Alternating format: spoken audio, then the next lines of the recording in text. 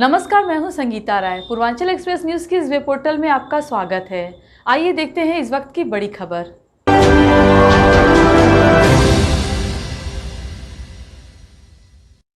चीन की सीमा कई जगहों से खुली हुई है। लद्दाख व सिक्किम के आसपास के क्षेत्र में भ्रम हो जाता है। चीन कहता है हमारा है और भारत कहता है हमारा है। भारत सीमा का उल्लंघन कभी नहीं करता है। कोरोना के बाद चीन में बहुत सारे देश अपने संयंत्रों को हटा रहे हैं और वह लोग भारत में संयंत्र लगाने की योजना बना रहे हैं। इसलिए चीन झुंझलाया हुआ है।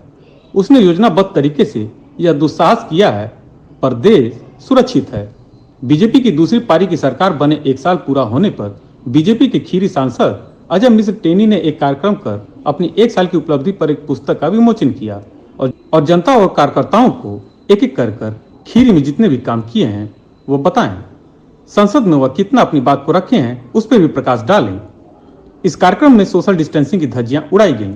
गन्ना किसानों के भुगतान को लेकर सपा कार्यकर्ताओं द्वारा डीएम को ज्ञापन देने पर कहा कि सूप बोले तो बोले, चलनी क्या जिसमें 72 छेद। यह पहली सरकार थी कि हमने उनके जमाने को भुगतान को निपटाया। यह पहली सरकार की हमने उनके जमाने के भुगतान को निपटाया। बाढ़ अब नहीं आएगी, आएगी तो उस समय देखा जाएगा। चाइना जो है वो इस तरह से, जैसे उसको आपको ये समझना होगा, जो हमारी चीन की सीमा है वो कई जगहों पर खुली है सीमा, जैसे लद्दाख है और सिक्किम के आसपास का जो क्षेत्र है वहाँ पर खुली सीमा है। वहाँ कई बार ये भ्रम हो जाता है कि नियंत्रण रेखा ये है, वो कहते हैं ये हमारा है, हम कहते हैं ये हमारा है, लेकिन भारत हमेशा जो वास्तविक नियंत्रण रेखा है उसके पार कभी भी नहीं जाता है। और जिस तरह से पूरी दुनिया में कोरोना संक्रमण के बाद चीन की स्थिति बनी है और बहुत सारे देश वहाँ से अपने संयंत्रों को हटा रहे हैं, कारखानों को हटा रहे हैं, भारत में लाने की उनकी योजना बन रही है, उस कारण चीन एक तरह से खींचा हुआ है और भारत की उपलब्धियों को वो झुठलाना चाहता है। जिसकी संभावनाएं बन रही हैं उससे उसको चिढ़ सी हो गई है और उसने योजनाबद्ध तरीके से इसीलिए 14 पॉइंट पर इस तरह से अपने सैनिकों को खड़ा किया, आप वापस जाइए, लेकिन वो वापस वहाँ से नहीं जाके उन्होंने योजना बना करके उस पर हमला किया। लेकिन मैं निश्चित रूप से ये कहना चाहता हूँ, जिस तरह से प्रधानमंत्री जी ने कहा है और प्रधानमंत्री के नेतृत्व में, हमारे रक्षा मंत्री के नेतृत्व में ये देश पूरी तरह से सुरक्षित है। जो भी उन्होंने किया है उसका प्रतिफल उनको भोगना पड़ेगा। सारी बातें हैं ही हैं। अभी जो हमारा 200 बेड का मदर चाइल्ड हॉस्पिटल था वो पूरा हमने किया है। इसके अलावा मेडिकल कॉलेज नया बनने जा रहा है। कृषि विज्ञान केंद्र जो दूसरा है उसकी भी बहुत जल्दी शिलान्यास इसी जुलाई में पहले हफ्ते में होने जा रहा है। नया केंद्रीय विद्यालय जो है वो स्वीकृत हो गया। दोनों विद्यालयों को 20-20 करोड़ रुपया बिल्डिंग के निर्माण के लिए मिल गया।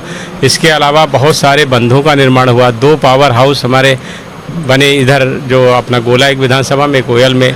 इसके अलावा 250 करोड़ की लागत से लखीमपुर भीरा की, जो हमारी भीरा होते हुए पलिया तक सड़क जा रही है, उसका निर्माण हो रहा है। एक नए बीज शोधन केंद्र का लाइसेंस हमारे ज़िले को मिल गया है। खीरी पीलीभीत जो हमारी क्या है सहकारी संघ, संपूर्णा नगर सहकारी संघ, उसको मिला है। ऐसे बहुत सारे काम हैं। देखिए, सूप बोले तो बोले, चलनी क्या बोले, जिसमें 72 छेद हैं। आप लोग तो पत्रकार हैं, मैं आपके माध्यम से ही कहना चाहता हूं, समाजवादी पार्टी की जब सरकार थी 3-3 साल का बकाया भुगतान गन्ने का रहता था। ये पहली सरकार है जिसने उनके बकाया भुगतान को भी निपटाया और उसके साथ साथ हमने प्रत्येक चीनी मिल चलने से पहले पूरा भुगतान किसानों का कर दिया है और उसके लिए प्रतिबद्ध है।